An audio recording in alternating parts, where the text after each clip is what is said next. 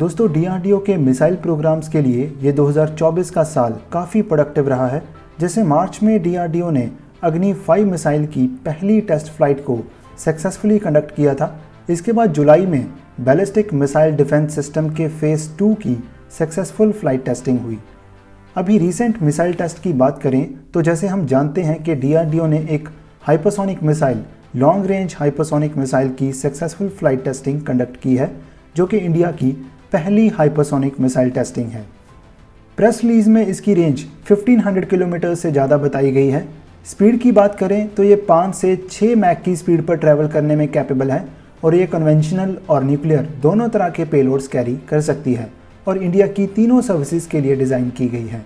और ये successful test India की ना सिर्फ इंजीनियरिंग फीट को दर्शाता है, बल्कि इंडिया अब उन सिलेक्टेड नेशंस के ग्रुप में शामिल हो चुका है जिन्होंने इस हाइपरसोनिक मिसाइल की क्रिटिकल और एडवांस्ड मिलिट्री टेक्नोलॉजी को डेवलप किया है, जैसे कि यूएसए, रशिया और China. So India 4th country है जो इस लिस्ट में ऐड हो चुकी है। आज हम बात करेंगे इन हाइपरसोनिक मिसाइल्स के रिगार्डिंग कि क्यों इनको एक डेडली वेपन माना जाता है और इंडिया के एडवर्सरीज खासकर पाकिस्तान पर ये मिसाइल कैसे अपनी डोमिनेंस क्रिएट करेगी। सबसे पहले तो ये कि इनको हाइपरसोनिक इसलिए कहा जाता है क्योंकि इनकी स्पीड 5 मैक से ऊपर है, यानी साउंड की स्पीड से 5 गुना ज़्यादा। जैसे कि 3 तरह की स्पीड्स होती हैं, सबसोनिक, सुपरसोनिक और हाइपरसोनिक।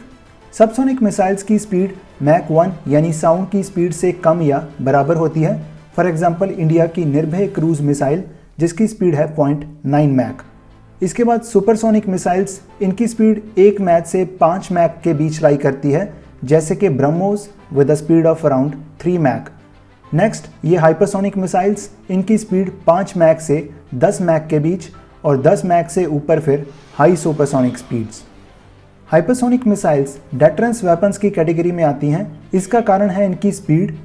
मैक 5 या इससे ज़्यादा स्पीड वर्ल्ड के best ballistic missile defence systems जैसे अमेरिकन थार्ड और रशियन S-400 और इवन इसके एडवांस्ड वेरिएंट S-500 में भी पेनिट्रेट कर सकती है। देखा जाए तो इंडिया की हाइपरसोनिक कैपेबिलिटी में एंट्री 4 साल पहले 2020 में ही हो चुकी थी, जब डीआरडीओ द्वारा एक हाइपरसोनिक टेक्नोलॉजी डेमोन्स्ट्रेटर व्हीकल को सक्सेसफुली टेस्ट किया गया था और उस टाइम ये रिपोर्ट किया गया कि 5 साल के अंदर इंडिया की पहली हाइपरसोनिक मिसाइल रेडी होगी। अब सवाल ये है कि कुछ बैलिस्टिक मिसाइल्स की स्पीड भी 5 मैक से ऊपर है। For example short range ballistic missile प्रलय जिसकी स्पीड 6 मैक है। ऐसे ही मीडियम रेंज बैलिस्टिक मिसाइल शौर्य जिसकी स्पीड अराउंड 7.5 मैक है और अग्नि सीरीज़ की इंटरमीडिएट रेंज और इंटरकॉन्टिनेंटल रेंज बैलिस्टिक मिसाइल्स। सो हाइपरसोनिक मिसाइल में ऐसी क्या कैपेबिलिटी है जो इसको बैलिस्टिक मिसाइल से अलग करती है। बैलिस्टिक मिसाइल्स की बात करें तो जब इनको स्पेस में लॉन्च किया जाता है और जब इनकी अर्थ एटमॉस्फेयर में री एंट्री होती है तो ये एक प्रिडिक्टेबल या पैराबोलिक ट्रैजेक्टरी फॉलो करती है, या फिर ऐसे कहें जैसे एक सीजन्ड क्रिकेट बॉलर की स्विंग, मतलब उसका पाथ या लाइन प्रिडिक्टेबल होता है। हालांकि एटमॉस्फेयर एंट्री के बाद ये हाइपरसोनिक स्पीड अचीव कर सकती हैं, बट लॉन्चिंग के बाद ये अपना पाथ चेंज नहीं कर सकती। पर दूसरी तरफ हाइपरसोनिक मिसाइल्स ये बैलिस्टिक मिसाइल्स की तरह फिक्स्ड पाथ फॉलो नहीं करती। मिड फ्लाइट में ये इवेजिव मैन्योवर परफॉर्म कर सकती है, जैसे एक कोबरा सांप अपने डिफेंस मोड में अपनी डायरेक्शन चेंज करता है, जिसकी वजह से एनिमी एयर डिफेंस सिस्टम्स के लिए इनको इंटरसेप्ट करना बहुत मुश्किल हो जाता है। इसके साथ ही ये लो एल्टीट्यूड्स पर ट्रैवल कर सकती हैं, जिससे डिफेंस सिस्टम्स के रडार पर इसके डिटेक्शन चांसेस कम हो जाते हैं। सो इसकी स्पीड, मैन्योवरेबिलिटी और लो एल्टीट्यूड पर ट्रैवल करने की capability existing air defence systems को आउट परफॉर्म कर सकती है, क्योंकि air defence systems mostly traditional ballistic missiles को ही इंटरसेप्ट करने में कैपेबल हैं, जो एक फिक्स्ड पाथ फॉलो करती हैं। बट हाइपरसोनिक मिसाइल्स की फ्लेक्सिबिलिटी के कारण इनको इंटरसेप्ट करना बहुत मुश्किल है। और इंडिया के एडवर्सरीज पाकिस्तान और चाइना की बात करें तो पाकिस्तान के पास तो इस तरह का वेपन नहीं है। सो इंडिया की ये डेवलपमेंट पाकिस्तान की न्यूक्लियर कैपेबिलिटी के ऊपर एक बहुत बड़ा एज है। नाउ किसी भी कॉन्फ्लिक्ट में टाइम और स्पीड सबसे क्रूशियल फैक्टर्स होते हैं, और सपोज एक कोवर्ट लॉन्च साइट से एक हाइपरसोनिक मिसाइल को लॉन्च किया जाता है, जब तक एनिमी रडार्स उसको डिटेक्ट करेंगे तब तक वो अपने टारगेट को हिट कर चुकी होगी। पाकिस्तान की चाय अभी बनी भी नहीं होगी, पर उनके मिलिट्री नोड्स और कमांड हब्स ऑलरेडी शांत हो चुके होंगे। स्पीड और मैन्योवरेबिलिटी के बाद इसकी एक और कैपेबिलिटी है, that is multi target capability, जिसमें ये एक बार में मल्टीपल टारगेट्स को हिट कर सकती है। और ये कैपेबिलिटी कॉम्प्लेक्स और मल्टी थिएटर वॉरफेयर सिनारियोज के लिए बहुत क्रूशियल है। इसके अलावा इसको किसी तरीके से अगर इंडिया की फाइटर फ्लीट के साथ कंबाइन किया जाए तो इंडिया की एयर पावर के लिए एक बहुत बड़ा बूस्ट होगा। जैसे इन मिसाइल्स की मिराज 2000 और सुखोई 30 के साथ पेयरिंग, जिससे ये मल्टी लेयर डिफेंस सिस्टम्स में भी आसानी से पेनिट्रेट कर पाएंगी।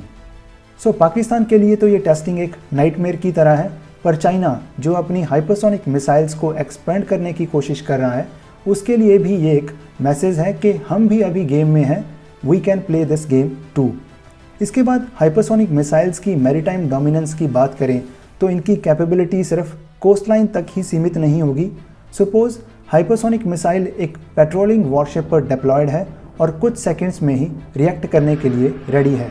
इससे कोई भी एयरक्राफ्ट कैरियर या enemy vessel Indian Ocean region में अनचैलेंज्ड नहीं होगा। स्ट्रेटजिक ऑटोनॉमी वाइज बात करें तो उस तरीके से भी इंडिया के लिए ये एक बहुत बड़ा माइलस्टोन है, क्योंकि ये एक होम ग्रोन या इंडिजिनसली डेवलप्ड मिसाइल है, सो इस पर कोई भी फॉरेन कंट्रोल या फॉरेन डिपेंडेंसी नहीं है। इसके अलावा इंडिया की एक और हाइपरसोनिक मिसाइल की बात करें तो DRDO और ब्रह्मोस एरोस्पेस ब्रह्मोस 2 या ब्रह्मोस मार्क 2 मिसाइल की डेवलपमेंट पर ज्वाइंटली काम कर रहे हैं, जिसकी एक्सपेक्टेड रेंज 1500 किलोमीटर्स होगी। इसकी टेस्टिंग पॉसिबली 2025 से स्टार्ट होगी।